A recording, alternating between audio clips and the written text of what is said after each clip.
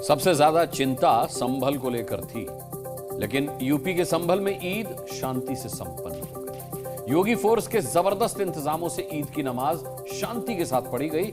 जिस सड़क पर नमाज और वक्फ बिल के मुद्दों पर मुस्लिमों को पुराने कपड़ों में नमाज के लिए उकसाया जा रहा था, उसका असर संभल में तो नहीं दिखा।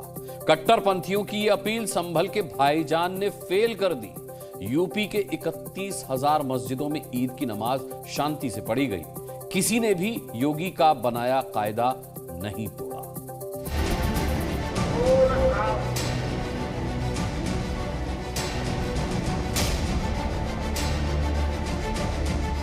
पट्टी नहीं है, लेकिन दिल से पूरा पूरा विरोध है हमारा। दिल में क्या है वही एक पट्टी है, सबके दिल में काली पट्टी बनी है इस बिल के विरोध में।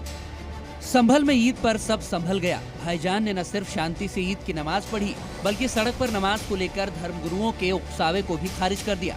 ईद पर नए कपड़े भी पहने और काली पट्टी का बायकॉट भी कर दिया। साथ में सड़क पर नमाज ना पढ़ने की अपील मानकर ये बता दिया कि वो योगी सरकार के साथ है। हमारे कप्तान, हमारे डीएम साहब ने और हमारे कप्तान साहब ने बहुत बढ़िया इंतजाम किया है और हम बहुत खुश हैं। ईद के दिन इतनी अच्छी व्यवस्था बनाई है इन्होंने, बहुत बढ़िया। सर ये नया कुर्ता है, नए कपड़े हैं?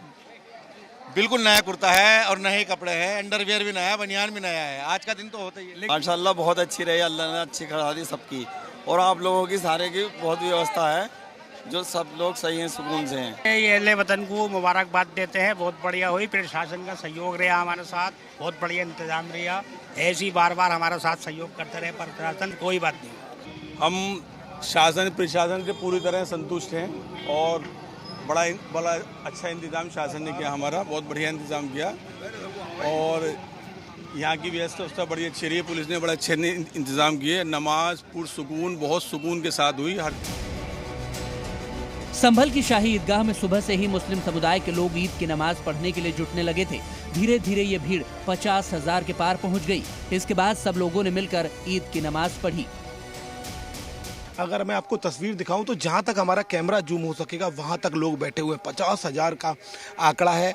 आगे ईदगाह का जो थोड़ी सी लैंड है जहां पर प्रॉपर जगह बैठने की है, वहां पर लोग सुबह के वक्त आ जाते हैं। चूंकि जो लोग पहले आ गए वो आगे बैठ गए, फिर धीरे धीरे भीड़ जुटती है।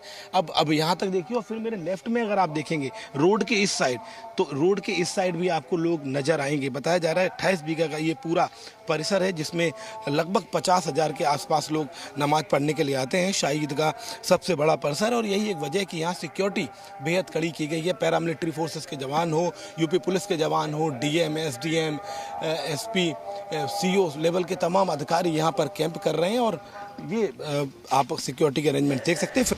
ईद पर संभल जिला प्रशासन ने सुरक्षा के तगड़े इंतजाम किए थे।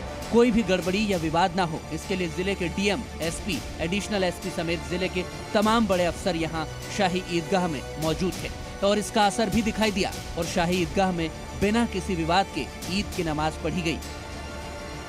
देखिए, यही होता है कि जब पुलिस प्रशासन का आमजन के साथ समन्वय होता है और जब सामने वाले व्यक्ति को समझ आता है कि पब्लिक प्रॉपर्टी पर, पब्लिक प्लेसेस पर हमें नमाज या अन्य कोई भी कार्यक्रम जो व्यक्तिगत कार्यक्रम होते हैं वो नहीं करने चाहिए, तो यहाँ पर स्वयं हमारे सभी मौलाना साहिबान ने, मुफ्ती साहिबान ने, जो हमारे कारी अलाउद्दीन साहब हैं, उन सभी ने अपील भी की और लोगों ने माना भी।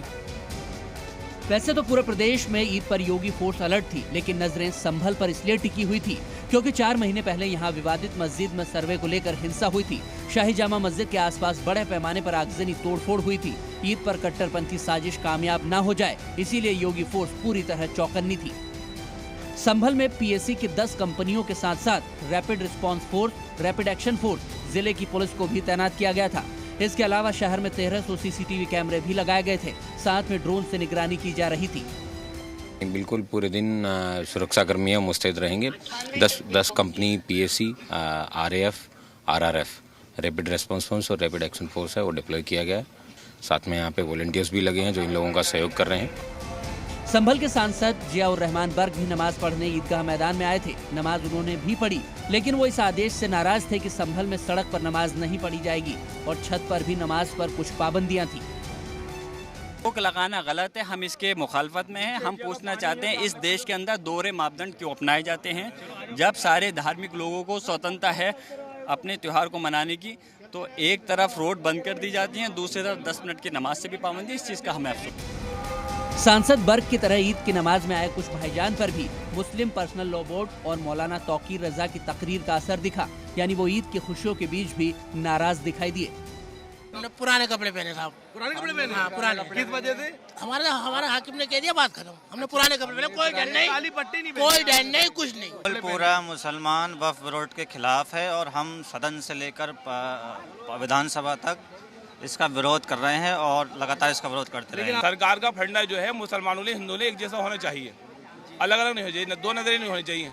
संभल में ईद पर शांति ने साबित कर दिया कि अगर प्रशासन ठान ले तो कट्टरपंथियों की साजिश कभी कामयाब नहीं हो सकती। सिक्योरिटी के अरेंजमेंट्स रात तक जारी रहेंगे। एसपी का कहना है कि हम कल तक प्रॉपर मॉनिटरिंग करेंगे। सोशल मीडिया की बात हो, ड्रोन्स की बात हो, सेक्टर और जोन्स बनाने की बात हो, हर चीज़ के लिए एक समयबद्ध योजना बनाई गई थी और उसी को एग्जीक्यूट किया जा रहा है। सहयोगी अजय के साथ शिवम प्रताप सिंह, जी मीडिया, संभल।